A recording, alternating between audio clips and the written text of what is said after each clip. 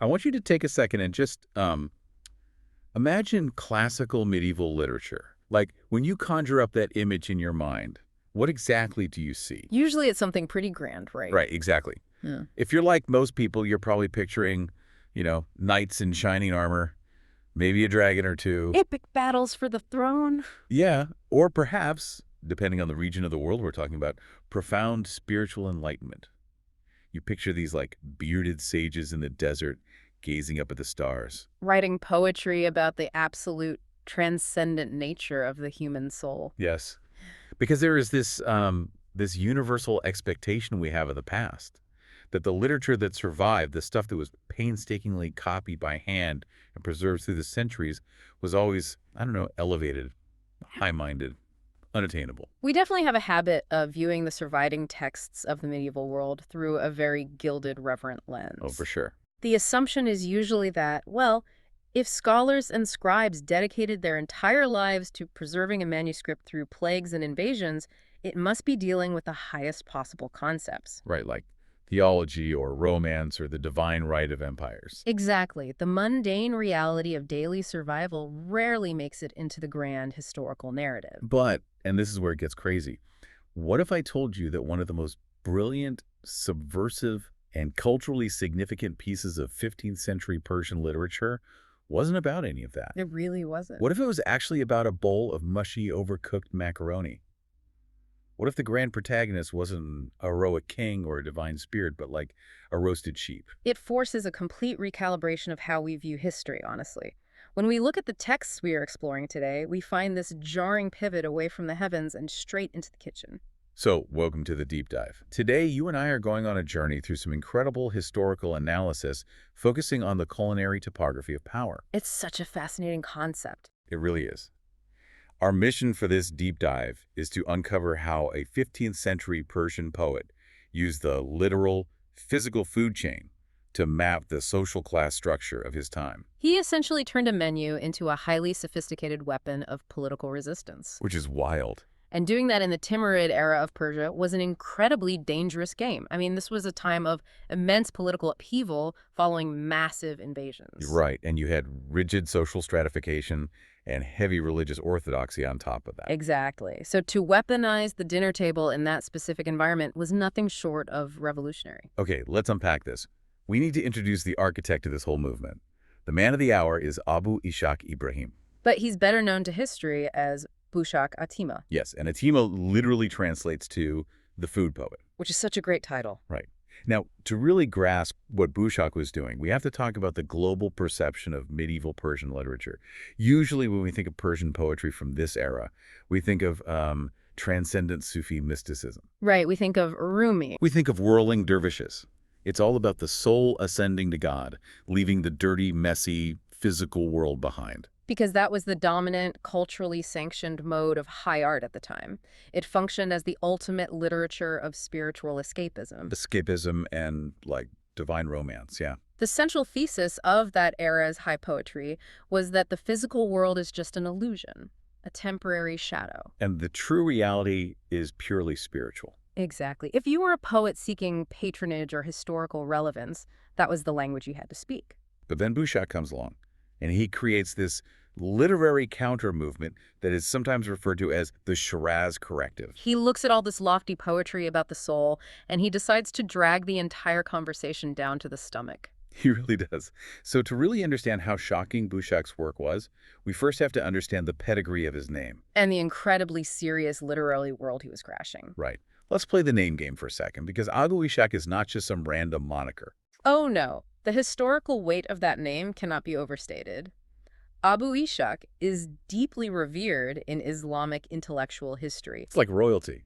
Basically, when a 15th century reader saw the name Abu Ishaq on a manuscript, they instantly brought a mountain of preconceived notions to the text. They expected severe, rigorous intellectualism. It would be like seeing a book published today, authored by someone named, I don't know, Billy Graham or Mother Teresa, and you open it up and it's a satirical comic book about hot dogs. That is a perfect comparison. You have to untangle the identity before you can even process the content. Yeah. We have three major historical heavyweights who also shared this name, all of whom established this atmosphere of extreme piety. Let's look at the foundation they laid. First, you have the 10th and 11th century figure, Abu Ishaq al-Isfaraini. Okay. This man was foundational to Asharite theology, which became a pillar of Sunni orthodoxy. So we're talking about the strictest, most rigorous theological treatises here.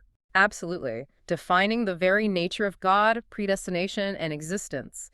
Asharite theology was not casual bedside reading. No, I imagine not. It was the dense philosophical bedrock that dictated how the religious elite viewed the mechanics of the universe. So if you're a commoner in the 15th century, Asharite theology isn't just an abstract concept. It's the ideological justification for the world around you. Yes. Like, if things are a certain way, it's because it has been divinely preordained.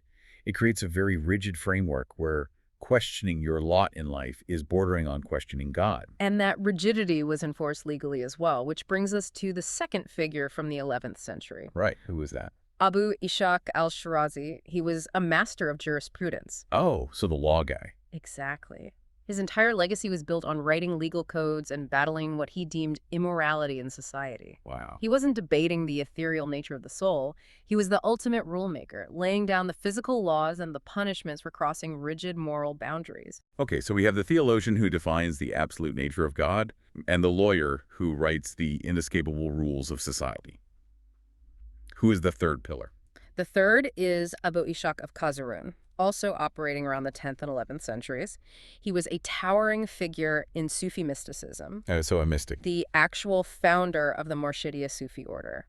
And his life was dedicated to extreme asceticism, Like fasting and stuff. extreme fasting. Mm-hmm. He preached the absolute denial of the flesh, fasting for incredibly long periods, and seeking the divine through intense, physically punishing spiritual discipline. Jeez. To him, the body was an obstacle to be overcome, an enemy of the spirit. So you have these three historical pillars: strict theology, aggressive legal jurisprudence, and high spiritual mysticism that basically demands you starve yourself to find God. Right. The name Abu Ishaq is synonymous with the most serious, austere, untouchable elements of society. And then the Mhm. 14th and 15th centuries roll around. Yeah.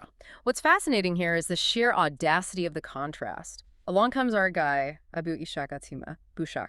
Sharing this incredibly weighty, pious name. But instead of writing about the nature of the divine or the rules of the court or the ascetic denial of the body, he writes a masterpiece called Kanz al-Ishtiha. Which translates to the treasure of appetite? Yes. The treasure of appetite.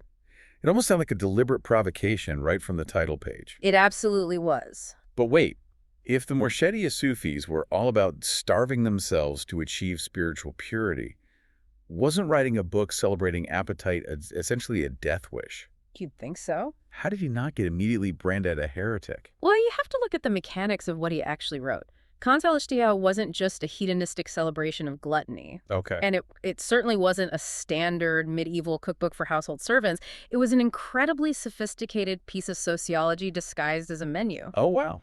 It functioned as a systematic ethnographic catalog of the entire 15th century Persian worldview.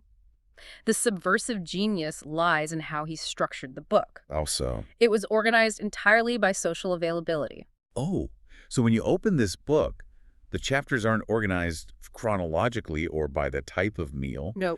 It's organized by who in society actually had the money and power to eat these things. He maps the society through the supply chain. He starts with raw materials. So the top tier.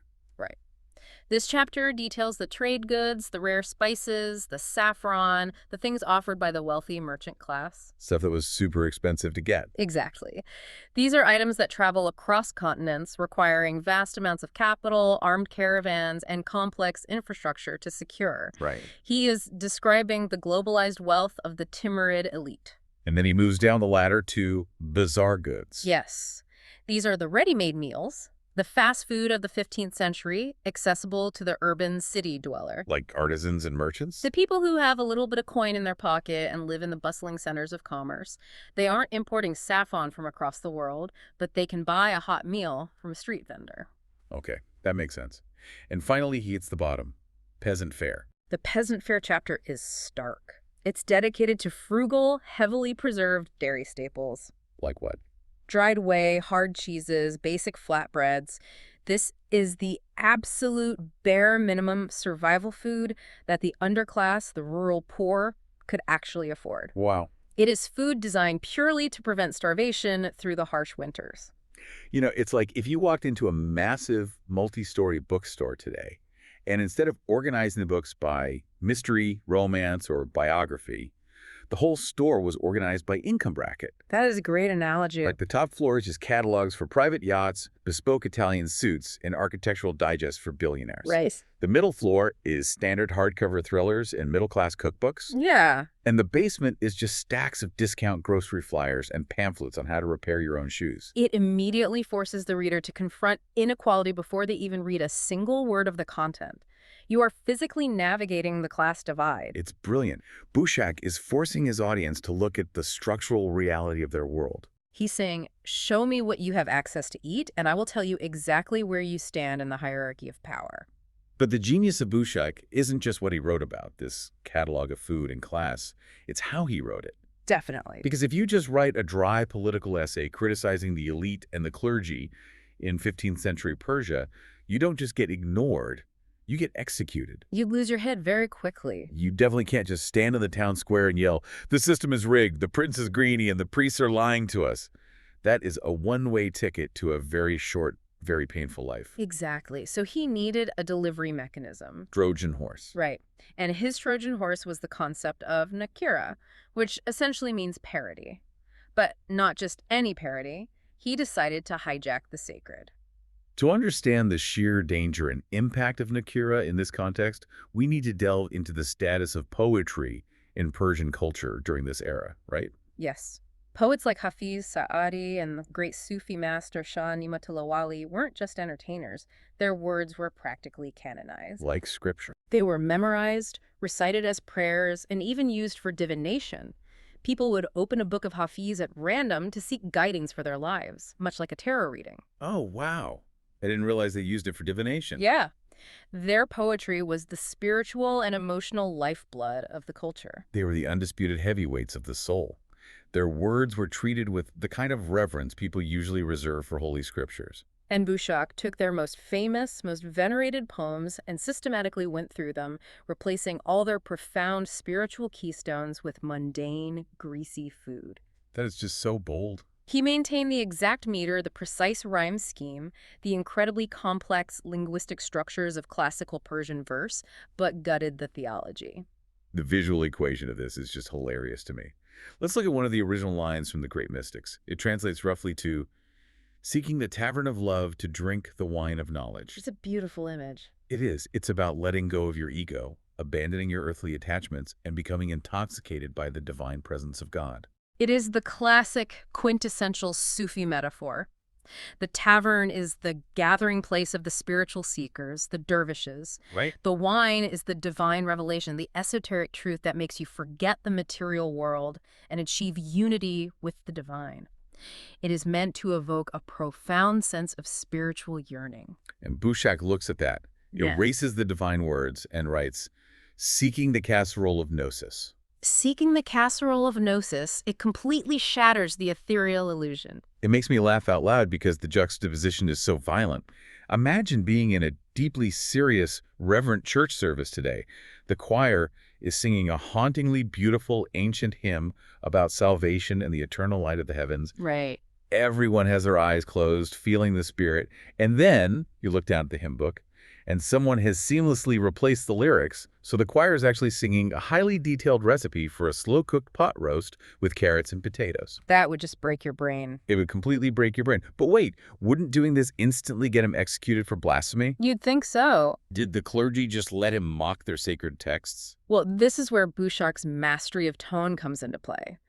Because he maintained the rigorous, highly disciplined poetic forms of the masters, it was undeniable high art. Ah, I see. The Timurid courts prided themselves on being immense patrons of literature and culture. They hosted massive poetic symposiums. So they respected the craft. Exactly. Bushaq's verse was so mathematically perfect and ostensibly so joyful and silly that to execute him for it would make the clergy look entirely humorless and insecure. So he weaponized their own appreciation for poetic form against them. He dared them to be the fun police. If you kill me, you're admitting that a poem about a casserole is a legitimate threat to your spiritual authority.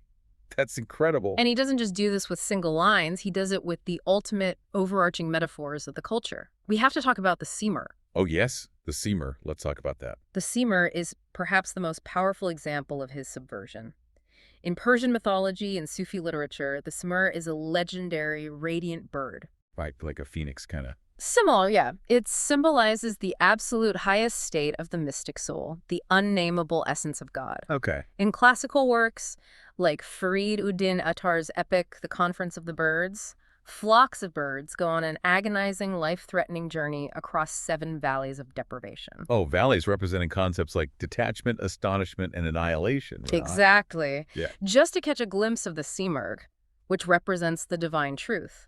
It is the ultimate symbol of spiritual purity, completely detached from the dirt, the grime, and the hunger of the earth. So it's basically the most majestic, holy, untouchable creature you could possibly imagine. It exists purely in the realm of the absolute. Yes.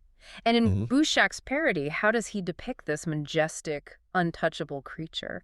He describes the Simurgh resting comfortably, deeply satisfied, on top of massive hills of fat-tailed sheep. Not a mountaintop of enlightenment, There- not a radiant cloud of divine light, just a giant pile of greasy, heavy, bleeding livestock. Yeah. It's so visceral. Yeah. Why go out of his way to be so absurd? Because of the underlying economic reality, Bushaq is performing a crucial literary gravity check. A gravity check, I like that. The ruling elite and the wealthy clergy love to talk about the Simurgh. They love to sponsor these beautiful poems about spiritual detachment, divine love, and ignoring the material world. Right. But Bushaq is pointing out the massive hypocrisy of their position. He's saying, you can talk about the ethereal Simurgh all you want, but the reality is, your lofty spiritual ideals, your beautiful poetry symposiums, your high society, it is all entirely subsidized by and resting upon the muddy, physical, brutal reality of agricultural wealth. It rests on the sheep. It rests on the sheep, it rests on the meat, it rests on the massive pastoral economy that funds your empire, and on the backs of the laboring class who raise those sheep. Wow. He is literally dragging their heads out of the clouds and rubbing their noses in the economic foundation of their own privilege. Exactly. You can only afford to sit in the garden and write poetry about a magical bird because someone else is slaughtering thousands of sheep to fund your court. He demystifies the culture by reconnecting it to its caloric source. And this is a perfect segue into how he views the broader society. Right, because here's where it gets really interesting. He isn't just taking pot shots at the elite's favorite poems. He uses these food metaphors to build a comprehensively devastating socio-political map. Yes, he exposes the extreme inequality of society entirely through digestion. Through digestion, that's so brilliant. He breaks society down into 4 distinct tiers, almost like a massive tiered banquet tray. Let's walk through this tier by tier, starting from the top. Okay, at the very peak of this societal banquet tray, tier 1, we find the elite. The rulers. These are the rulers, the warlords, the highest echelons of the Timurid aristocracy. Bushaq represents them with roasted meats, specifically horse and sheep, and incredibly rich honey cakes. Okay, heavy stuff. Very heavy. Now, it's vital to look at the traits he associates with these foods. They are highly exclusive, they are physically heavy, and they are inherently tied to violence, power, and vast resources. I mean, there's a specific mention in the source of the Timurid aristocratic practice of roasting whole horses. Yeah. Just try to visualize the logistics of that. The sheer scale, the immense expense, the amount of grazing land and resources it takes to raise a horse. A horse in the 15th century is a vehicle. It's farm equipment. It's a weapon of war. It was incredibly valuable. Right. To take that incredibly valuable asset, slaughter it, and roast it whole for a single feast. It's mind-boggling. It is a deliberate display of dominance. The Timurids had nomadic, Central Asian steppe origins, where the horse was central to survival and conquest. Okay, so it's deeply cultural, too. Exactly. As they settled into urban Persian centers and became an imperial ruling class, this synthesis of cultures created a unique aesthetic. To eat a war machine is the ultimate flex of imperial power. Oh, wow. We are so rich we eat our tanks. Basically, yeah. It says, we have so much wealth and so much military supremacy that we can literally consume our own weapons for dinner. Wow. But Bushaq also makes a critical physiological observation. These meals are incredibly heavy. They sit in the stomach. They induce lethargy. The historical equivalent of the meat sweats. In a way, yes. He is subtly characterizing the ruling class not as nimble, wise leaders, but as sluggish entities, obsessed with their own weight and power, prone to gluttonous excess, and ultimately weighed down by their own consumption. Okay, so that's tier one, the heavy, lethargic, all-consuming elite. Then we drop down one level to tier two, the clergy and the mystics, the spiritual bureaucracy. This is where the metaphor gets incredibly sharp. How does he represent the religious leaders? He represents them as thick sauces and sweet pastries. Sauces and pastries. Baklava, syrupy reductions, heavy complex gravies, and the traits he assigns here are fascinating. These foods are seductive, they intentionally obscure what's underneath them, and ultimately they lack true substance on their own. Right, because, I mean, a sauce isn't a meal in itself. It's an accessory. It's a masking agent. If we look at the culinary history of medieval sauces, especially in high-status banquets, they were often thick, heavily spiced with incredibly expensive imported ingredients, and overwhelmingly sweet and sour. Why were they so prominent? Often it was to display wealth, but practically it was to cover things up. If the meat was slightly tough or gamey or perhaps past its prime, a heavy, complex sauce masks the reality of the base ingredient. Oh, man. Like modern PR spin or corporate greenwashing. Exactly like that. A company might be doing terrible things to the environment, but they pour millions into a slick, beautifully produced commercial about how much they love planting trees. The commercial is the sweet sauce hiding the tough, unpalatable meat of their actual business practices. That is an excellent modern parallel. Bushaq takes this culinary reality and applies it directly to the socio-economic reality of his time. He is arguing that the sweet, intoxicating, beautiful religious rhetoric of the clergy, all their elaborate poems about divine love, their esoteric vocabulary that the commoner couldn't understand, their promises of a glorious afterlife, was functioning exactly like a heavy sauce. It was masking reality. It was designed by the ruling class to mask the grim, rotting, deeply unequal reality of the political system. He's telling the clergy, your spiritual phrases are incredibly seductive to the ear. They taste like sugar, but they utterly lack any physical substance for a starving populace. Yes. You cannot build a healthy body by just drinking syrup, and you cannot build a functioning just society on just beautiful prayers while the elites are hoarding all the horse meat. Right. The clergy, in Bushaq's eyes, were complicit. They were the PR department for the oppressors, making the brutal reality of starvation palatable by constantly telling the poor to focus on the sweetness of the afterlife. Man, the esoteric vocabulary of the religious elite acted as a barrier to entry, too. Oh, completely. Just as a peasant couldn't afford the saffron for the sauce, they didn't have the education to engage in the theological debates that justified their own poverty. Bushaq exposes the sauce for what it is, a distraction. Which leads us to the people who are actually being distracted. If the elites are this heavy, rotting meat, and the clergy are the deceptive, sweet PR sauces trying to cover it up, what about the everyday people? The citizens actually living and suffering under this system. Yeah. The everyday people are the soggy mess boiling in the pot. Ouch. Tier 3. The commoners. Yes. The central culinary avatar here is reshta, which is a type of Persian macaroni or noodle, often served in a yogurt meatball soup alongside basic everyday bread. Okay, so noodles and soup. What are the traits here? The traits assigned to the commoners are crucial for understanding Bushaq's sociology. They are formless, they're easily manipulated, but they are undeniably nutritious. They're the caloric engine. They're the actual unglamorous caloric engine that keeps the entire society running. But the idea is that in the grand, meticulously curated banquets of the elite, there is no room for spilled, messy macaroni. Exactly. It's not a prestige food. It's chaotic. It slops over the sides of the bowl. It's cheap. From the perspective of the high court, the common people were exactly that. A messy, chaotic, cheap resource that you try to keep out of sight of the grand banquet hall. Think about the physical properties of a noodle. Before you boil it, it's brittle. But once you throw it into the boiling pot, it completely loses its structural integrity. Right? It bends to the shape of the pot, it tangles up with all the other noodles until you can't tell one individual noodle from another, and most importantly, it absorbs the flavor of whatever broth you boil it in. That is such a vivid, almost unsettling way to describe a massive populace. It is. It reminds me of how modern political campaigns or even social media algorithms view the general public today. We are constantly treated like a homogeneous, formless mass. Oh, that's a really good point. The political strategists, the media empires, they essentially brew up a specific algorithmic broth of fear or outrage or nationalism and they just dump the public into it. Yes. And because so many people are economically vulnerable and exhausted, they just soak it up. We take on the flavor of whatever media broth we are boiled in. Bushaq's critique operates on that exact same wavelength.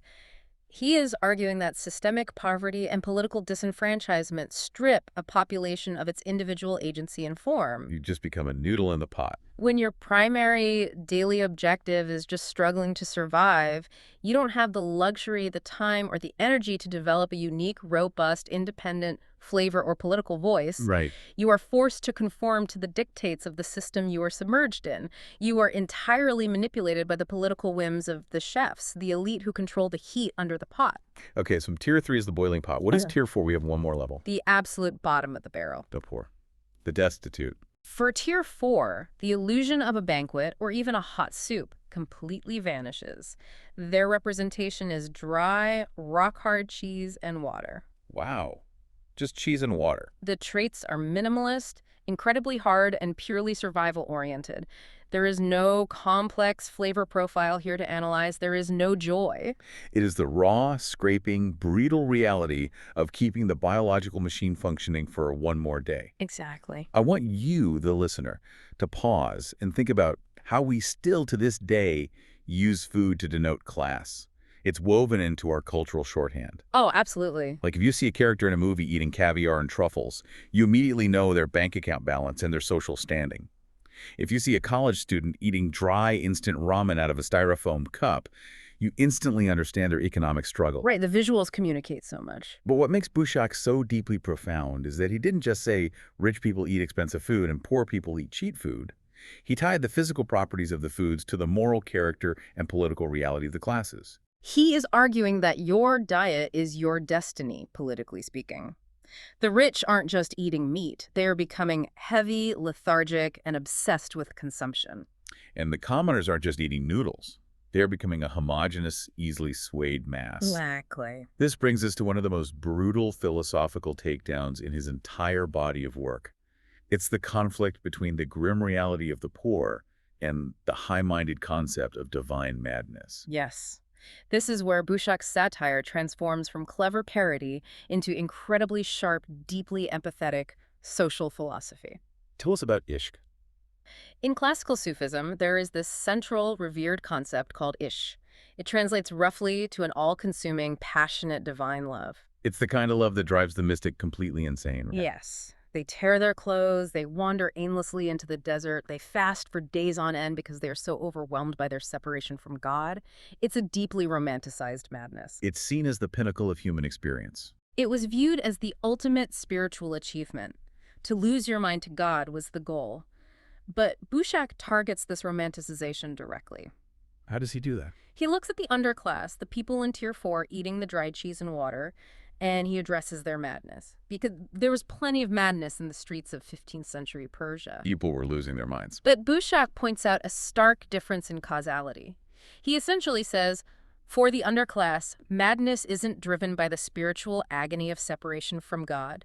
It is driven by the physical, biological agony of an empty stomach. Wow. There's an incredible quote from Bushaq that perfectly encapsulates this. He writes, "When the pie is secured, artichokes and delicacies lose their appeal."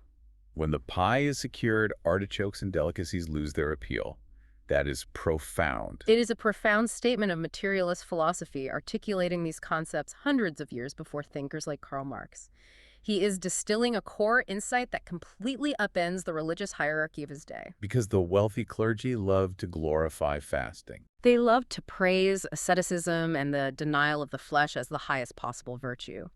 But Bushaq points out that asceticism is a finical luxury. Yeah, I mean, it's remarkably easy to talk about these spiritual benefits of fasting when you know there is a pantry full of honey cakes and roasted meats waiting for you the moment you decide your spiritual exercise is over. Exactly. Choosing not to eat when you have an abundance of food is a spiritual exercise. Not eating because there is literally no food available is just starvation. It is a biological trauma, not a spiritual victory. Bushaq is stating unequivocally that true philosophy, true spiritual exploration can only begin after the basic human need to eat is met. Right. You cannot preach transcendent love and the beauty of Ish to a man whose children are actively starving to death. The stomach must be satisfied before the heart can even begin to philosophize. It's just so modern. It feels like a debate we are still having today about universal basic income or Maslow's hierarchy of needs. Very much so. You have to secure the foundational base of the pyramid food, shelter, security, before you can reach for self-actualization. Secure the pie first. Then we can talk about the artichokes of high philosophy. That's a great way to put it. But this raises a massive question for me. We talked earlier about how the Timurid rulers were not known for their gentle tolerance of dissent. No, they were not. These were warlords who literally built pyramids out of human skulls during their conquests. And Bushaq is calling them fatty lamb chops. Yes. He's calling the highest religious authorities hypocritical sauces covering up rotting meat.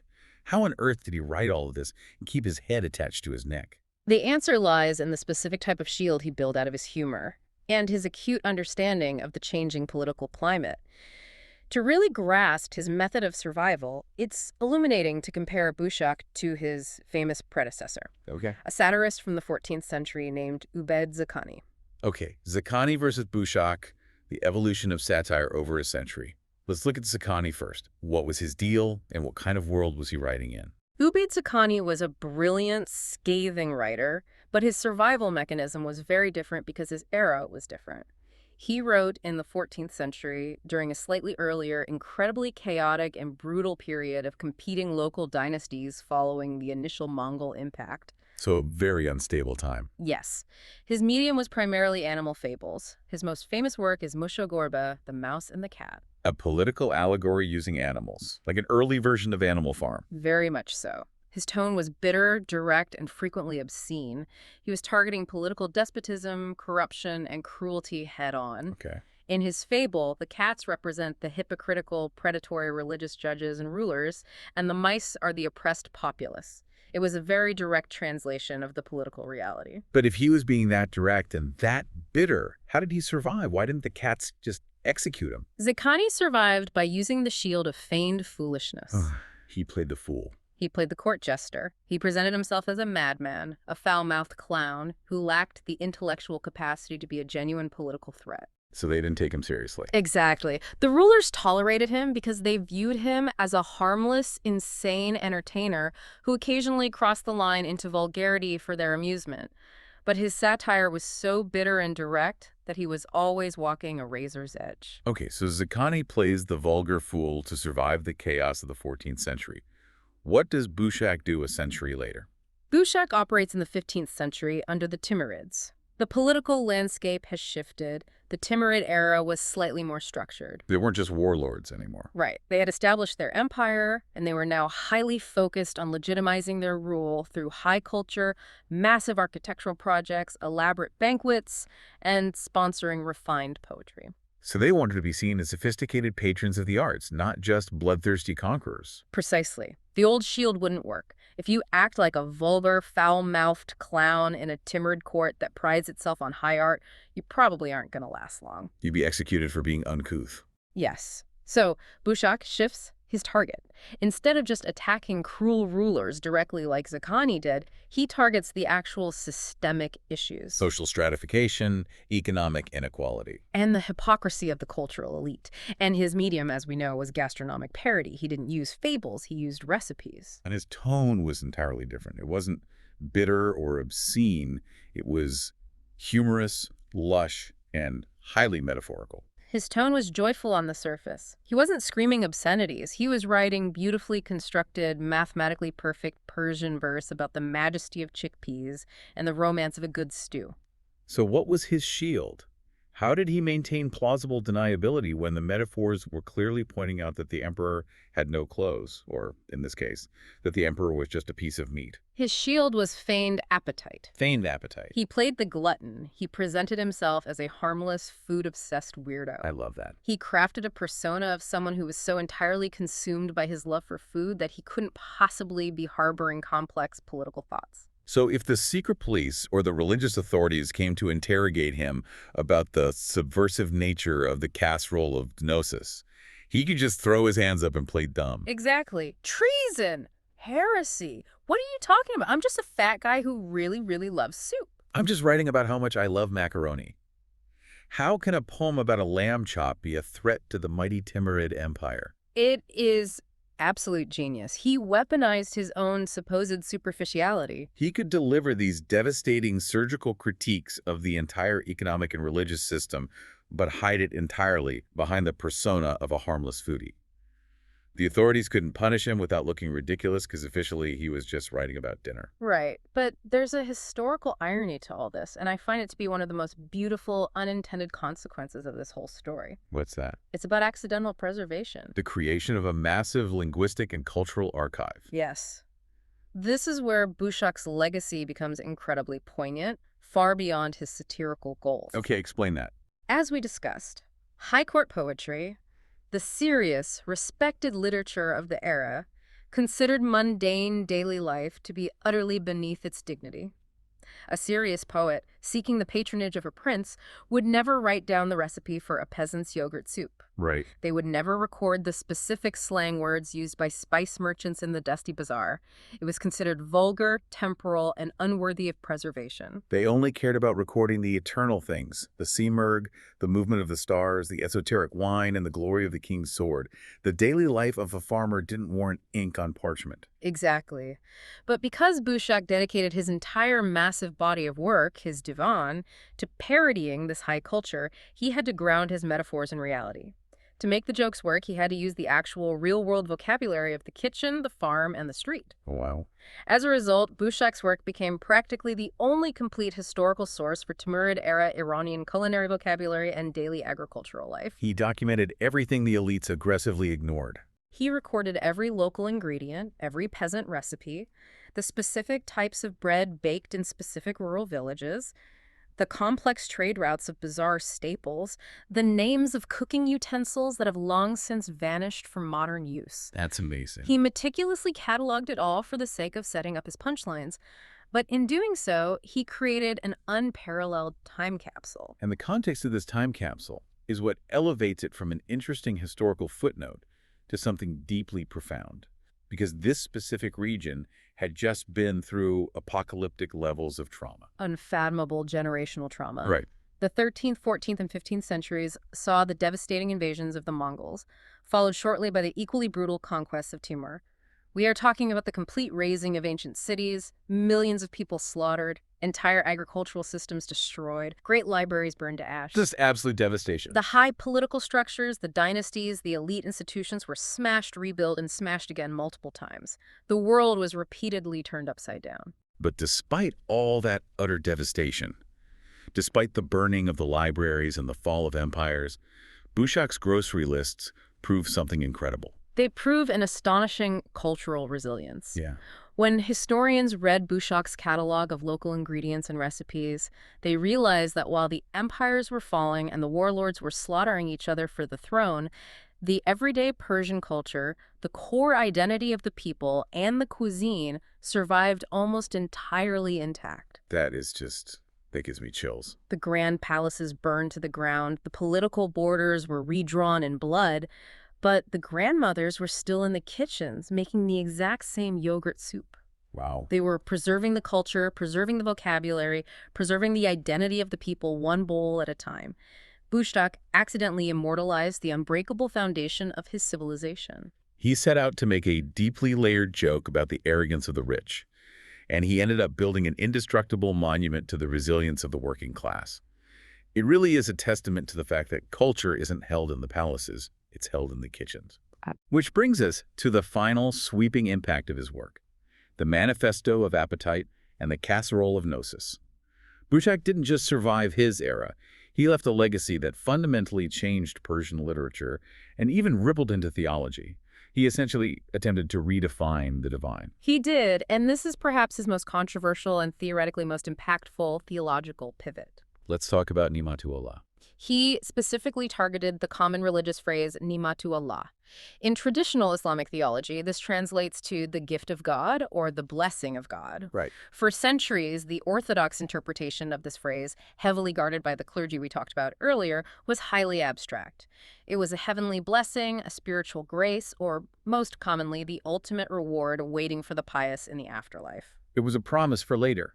Keep your head down, accept your poverty, endure your suffering, and Nimatu Allah will be waiting for you when you die. It was a theology of deferred gratification, which is incredibly convenient for a ruling class that wants to maintain the status quo. But Bushaq takes Nimatu Allah, pulls it out of the abstract heavens, and slams it down onto the physical kitchen table. He redefines the gift of God, not as an ethereal afterlife blessing, but as the literal, physical, warm bread sitting in front of you today. Yes.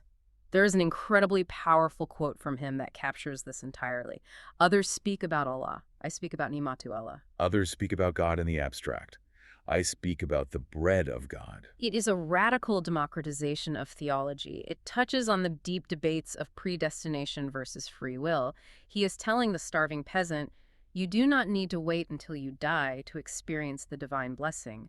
The divine blessing is the food that sustains your biological life right now. And if the economic system is denying you that food, the system is denying you God. Exactly. That is explosive. It takes the power completely away from the priests who guard the gates to the afterlife and puts it in the hands of the people demanding justice and sustenance in the present. If bread is the divine right, then hoarding bread is a sin against the divine. Yes.